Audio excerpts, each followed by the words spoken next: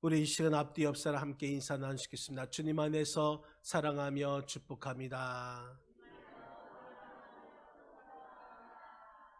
우리 다시 한번 인사 나누시겠습니다. 하나님께서 붙드시는 자의 축복을 받읍시다. 그래서 붙드시는 자의 축복을 받읍시다. 아멘. 어느 집사님 부부가 부부싸움을 했습니다. 그런데 아내 집사님이 남편 집사님에게 이렇게 얘기합니다.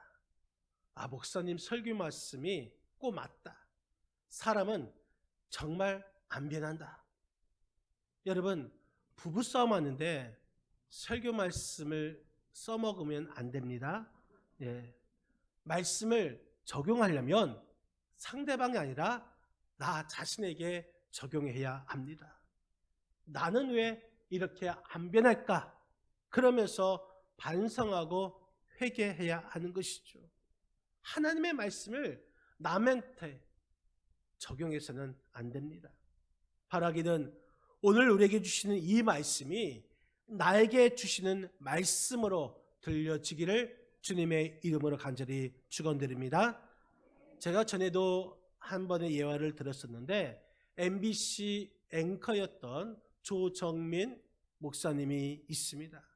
이분이 하나님을 만나기 몇 년 전에 새벽마다 골프 연습을 하러 골프장에 갑니다. 그런데 그 어느 날 골프 연습하러 골프장에 갔는데 마침 문이 닫혀 있는 것입니다. 그런데 그 골프장이 아내가 교회를 다니는데 그 교회 근처에서 새벽에 교회 가는 아내를 잡으러 갈 겸 이 몰래 교회에 들어갔습니다. 마침 새벽 기도 시간이었고 설교가 끝난 후에 개인 기도하는 시간이었습니다. 몇 명의 사람들은 방언으로 기도하고 또 몇 명은 바닥에서 무릎을 꿇고 손 들고 기도하고 또 몇 명은 의자에 앉아서 기도하는 그 모습을 봅니다. 그때 이 조정민 아나운서는 이것이 바로 특종이다 생각하면서 방송 기자로서의 생각으로 이것으로 특종을 잡아야겠다 하는 그 순간에 흘러나오는 찬송가가 있었습니다. 찬송가 539장 너희 여식께 조용히 나가 내 모든 짐 내려놓고 주 십자가 사랑을 믿어 죄사함을 너 받으라. 이 찬양 소리를 들을 때에 이 조정민 아나운서는 자신도 모르는 가운데 눈물과 콧물을 다 쏟은 것입니다. 그때 바로 이 성령님께서 그 조정민 아나운서를 사로잡으신 것이죠. 그리고 난 후에 이제 기도하던 중에 하나님께서 이 조 목사님에게 말씀하시기를 대한민국에서 최고의 논리와 비판력을 가진 너에게 누가 말로 이기겠냐? 그래서 내가 성령으로 너를 확 사로잡았다라는 하나님의 음성을 듣게 한 것입니다. 또 나중에 알게 된 것은 사모님이 1년 전부터 교회 구역 모임에서 이 조정민 목사님을 위해서 기도해달라고, 예수를 믿게 해달라고 기도해달라고 기도를 요청하였고, 또 그 전에 이 사모님께서 잠자는 남편의 발을 붙잡고 기도했다는 것입니다.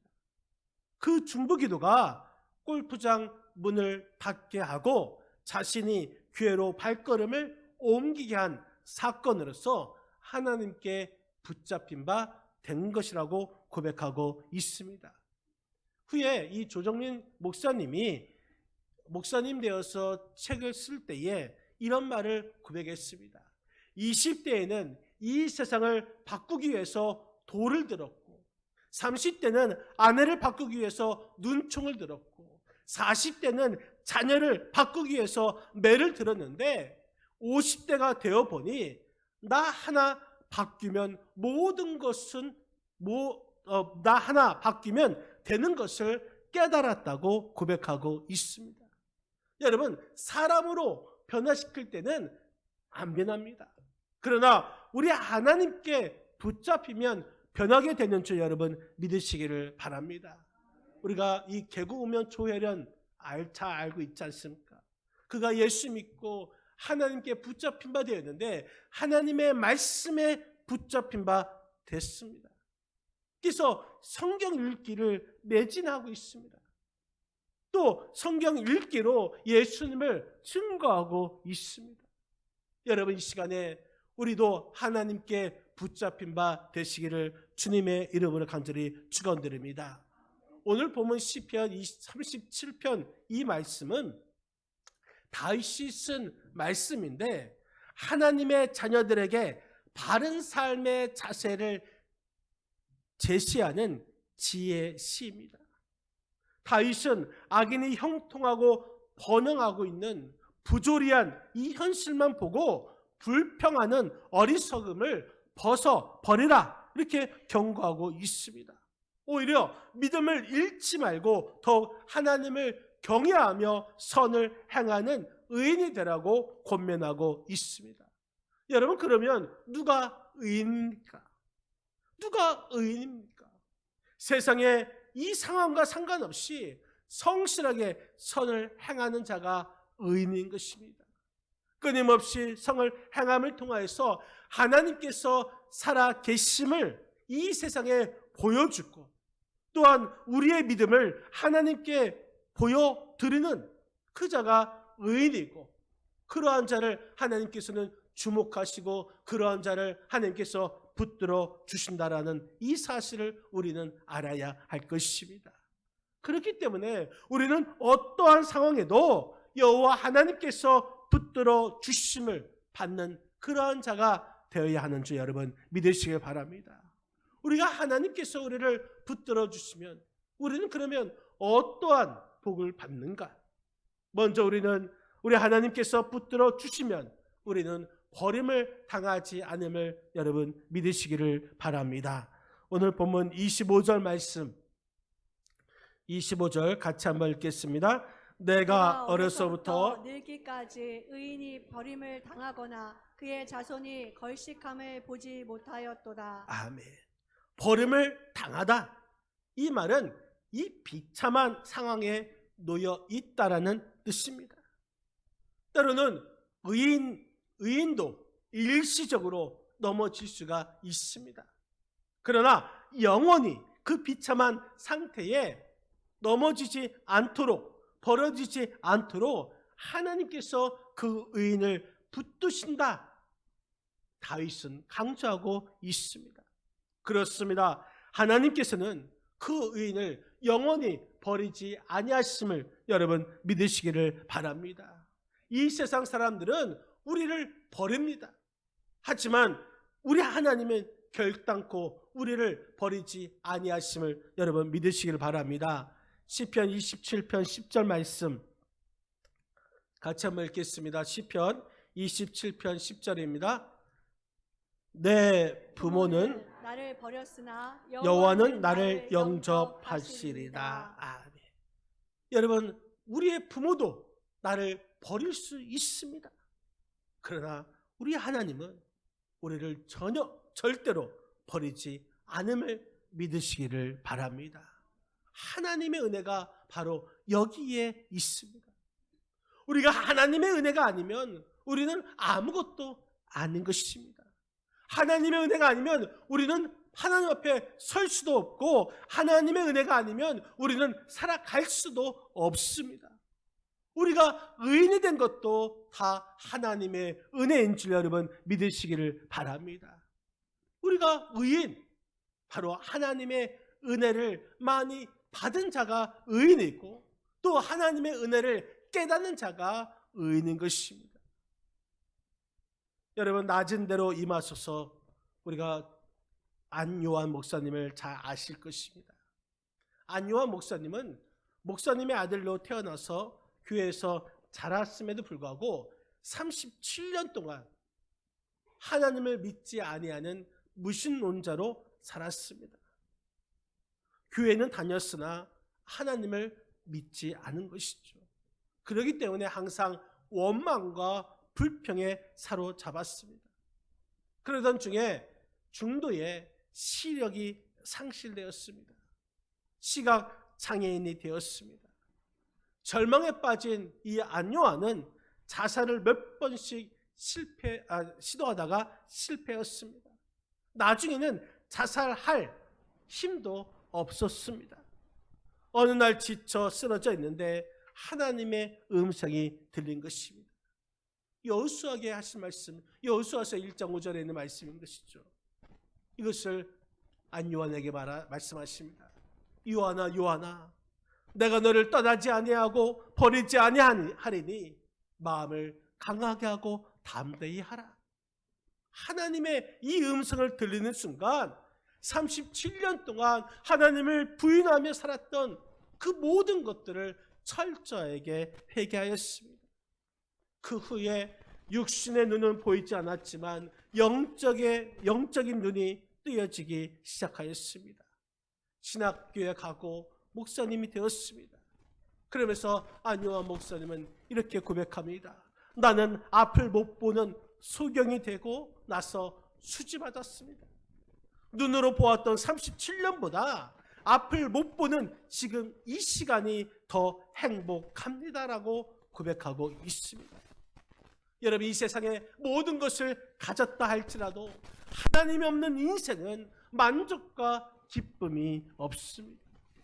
그렇기 때문에 세상 것을 다 잃어버린다 할지라도 우리가 하나님께서 우리를 붙들어 주신다면, 하나님께서 우리를 버리지 아니하신다는 그런 확신을 우리는 가져야 함을 여러분 믿으시기를 바랍니다. 바라기는 우리를 버리지 아니하시는 그 하나님을 신뢰하고 확신하면서 더욱 하나님만 붙들며 살아가시는 하나님의 사람들이 다 되시기를 주님의 이름으로 간절히 축원드립니다. 또 우리 하나님께서 우리를 붙들어 주시면 우리는 은혜를 베풀며 구워주는 그런 축복을 받습니다. 오늘 보면 26절 말씀, 26절 같이 한번 읽겠습니다. 그는 종일토록 은혜를 베풀고 꾸어주니 그의 자손이 복을 받는도다. 아멘.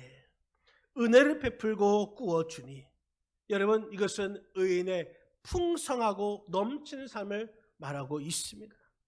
하나님의 복으로 인하여서 다른 사람에게 베풀어주는 그러한 삶을 살아가는 표현인 것이죠.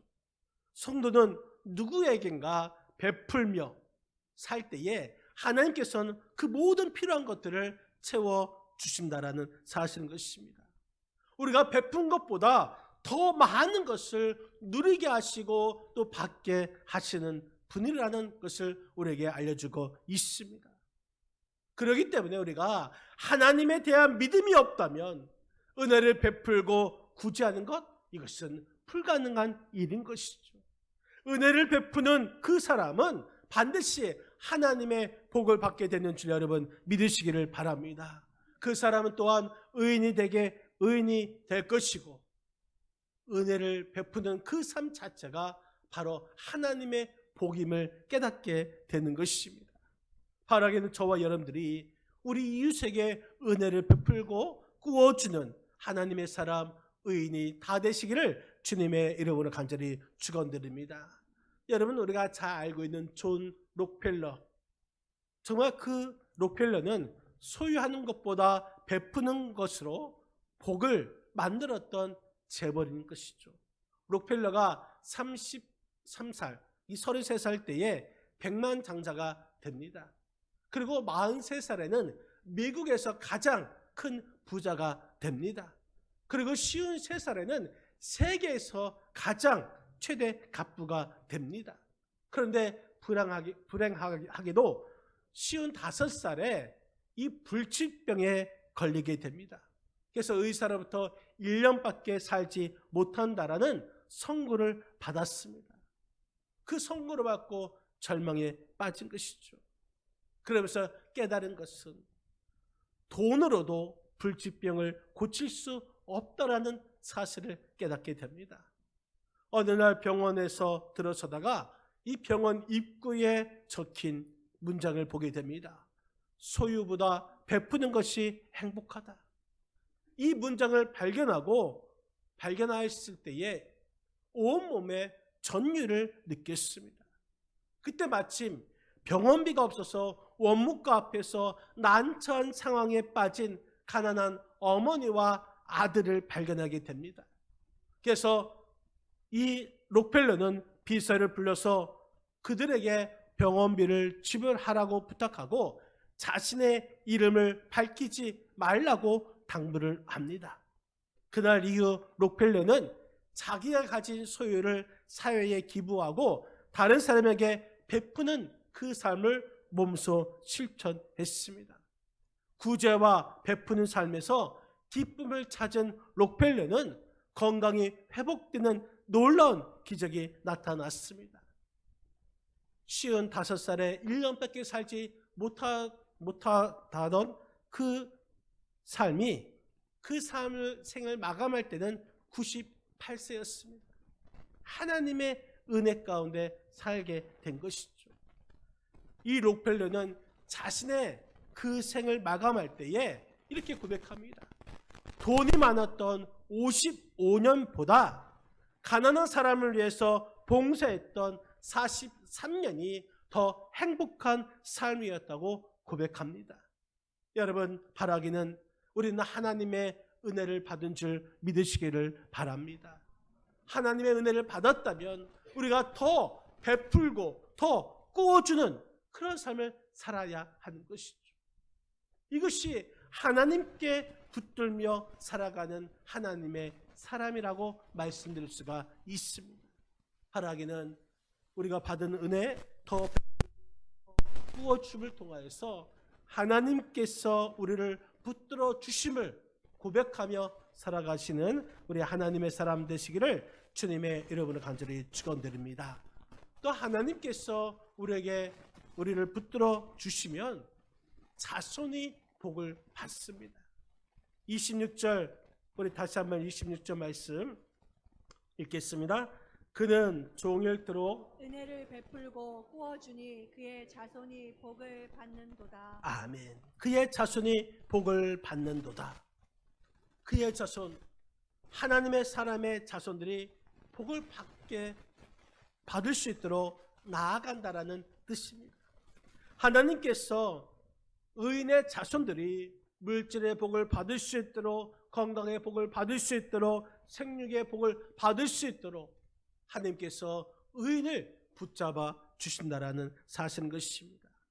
하나님을 섬기고 또 수고하는 자들의 자손들을 대대로 복을 받도록 우리 하나님은 역사하여 주십니다. 여러분, 우리 그리스도인들이 베푸는 것을 겉으로만 본다면 당장 자신이 소유한 그 재산이 없어지고 줄어드는 것처럼 보일 수 있습니다. 그러나 그것은 없어지는 것이 아니라 오히려 천국 창고에 쌓아두는 것이고 우리 자손들이 받을 복을 저축을 하는 것과 같습니다. 그렇기 때문에 내 시대에 내가 사는 동안에 비록 유익이 없다 할지라도 내 자손이 받게 될 그 복과 천국의 영광을 미리 바라볼 수 있어야 하는 것입니다. 여러분, 팀 라헤이 목사님은 성령 충만한 가정의 비결이라는 그 책에서 같은 시대에 같은 장소에서 살았던 두 가정, 막스 주크스의 가정과 조나단 에드워즈의 가정을 비교하면서 발표하였습니다. 불신자였던 주크스의 가정은 불신자와 결혼하여서 그의 후손 1026명을 연구한 결과 300명은 일찍 죽었고 100명은 13년에 한 번꼴로 교도소에 들어갔고 190명은 창녀가 되었고 100명은 알코올 중독자였다는 것입니다. 결과적으로 주크스의 이 자손 가운데 한 사람도 미국 사회에 공헌한 사람이 없다는 것이죠. 그러나 조나단 에드워즈는 신실한 그리스도인으로서 기독교인과 결혼하여서 그의 후손 729명을 연구한 결과 300명은 복음 전도자로서, 65명은 교수로서, 12명은 대학교 학장으로, 또한 60명은 작가로, 3명은 국회의원, 1명은 부통령이 나왔다는 것이죠. 조나단 에드워드는 영국에서 메이플라워 호를 타고 아메리카 대륙으로 건너왔던 청교도의 후손으로서 이 청교도 교인들은 자녀의 영혼을 부모가 책임을 지고 가르쳐야 한다는 생각으로 어렸을 때부터 신앙으로 가르치며 교육하던 청교도 교인인 것입니다.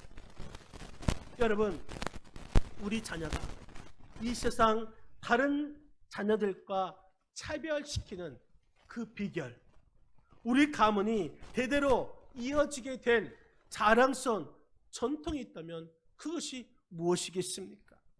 그것은 하나님을 믿는 의로운 신앙인 줄 여러분 믿으시기를 바랍니다. 하나님께서 약속하신 수천 대까지 이르는 그 복을 받아 누릴 수 있는 것은 바로 우리가 우리 자녀에게 신앙을 가르쳐야 우리 자녀들이 복을 받아 누릴 수가 있는 것입니다. 하나님께서 우리의 자녀들에게 복을 주시기 위해서 우리를 하나님께서 붙들어 주십니다. 그 사실을 우리가 깨닫고 우리의 자녀도 하나님께서 붙드심을 받아서 우리의 자녀가 복을 받는 하나님의 사람이 다 되게 해달라고 더욱더 기도하시는 저와 여러분의 삶이 되시기를 주님의 이름으로 간절히 축원드립니다. 여러분, 찰스 스펀절 목사님은 이런 말을 했습니다. 우리가 잠을 자는 동안에도 여호와 하나님께서 붙드시는 능력으로 우리를 지켜주신다는 것을 생각하라. 우리의 혈관에 피가 흐르고 폐로 숨을 쉰다는 것, 우리의 육신이 살아있고 정신적 기능이 지속된다는 그것도 모두 하나님의 능력이 붙들고 있기 때문이다 말을 했습니다. 여러분, 그렇습니다. 우리 하나님은 지금도 우리를 붙들고 계심을 믿으시기를 바랍니다. 우리가 잠잘 때도 우리를 붙들어 주시고, 병상에 누워있을 때도 우리를 붙들어 주시고, 억울한 당하여서 고통스럽고 괴로울 때도 하나님께서는 여전히 우리를 붙들고 계심을 여러분 믿으시기를 바랍니다. 우리에게 말씀을 통하여서 우리를 권면하시고 또한 끊임없이 위로하여 주심을 여러분 믿으시기를 바랍니다. 무슨 일이 있든지 간에 과정이 있습니다. 그 과정이 때로는 힘들고 어려워도 결과가 좋으면 웃을 수가 있습니다. 그러나 과정이 아무리 좋고 평탄해도 그 결과가 좋지 않으면 슬퍼할 수밖에 없는 것입니다. 때로는 우리가 하나님 앞에 바로 산다 할지라도 의를 행하는 하나님의 사람, 이 성도들은 악한 사탄 마귀로 인해서 때로 슬픔을 당하고 불행이 많을 때가 있습니다. 그러나 최후에 웃는 사람이 악인이 아니라 의인이라는 사실을 잊지 않기를 바랍니다. 우리는 최후의 승리자가 된다라는 이 사실을 잊지 마시기를 바랍니다. 세상에서 의를 행하며 말씀을 지키며 사는 것이 때로는 힘들고 어렵다 할지라도 우리는 절대로 그 길을 포기해서는 안 되는 것입니다. 지금의 이 어려움 참고 믿음으로 이겨내어 승리할 수 있도록 하나님을 꼭 붙잡는 저와 여러분의 삶이 되시기를 주님의 이름을 간절히 축원드립니다. 그러면 능력의 손으로 우리 하나님께서 우리를 붙들어 주심으로 우리가 넘어지는 그 일을 막아주시고 또 우리를 일으켜 주실 수 있도록 우리의 손을 붙잡아 주시는 줄 여러분 믿으시기를 바랍니다. 그렇기 때문에 우리는 하나님 앞에 의인이 될 수 있도록 우리는 최선을 다해야 합니다. 하나님께서 기뻐하시는 선을 행하시기를 바랍니다. 하나님께서 그러면 책임져 주실 것입니다. 우리가 더 큰 일을 할 수 있도록 하나님께서 우리에게 능력을 주시고 또한 우리를 붙들어 주십니다. 우리 하나님은 반드시 약속을 지키시는 분이심을 여러분 믿으시기를 바랍니다. 여호와 하나님께서 우리를 붙들어 주시는 자가 되시기를 주님의 이름을 간절히 축원드립니다. 우리 하나님께서 우리를 붙들어 주심을 통하여서 우리는 의인이 되어서 하나님께로부터 버림을 당하지 아니하는 축복, 또 하나님께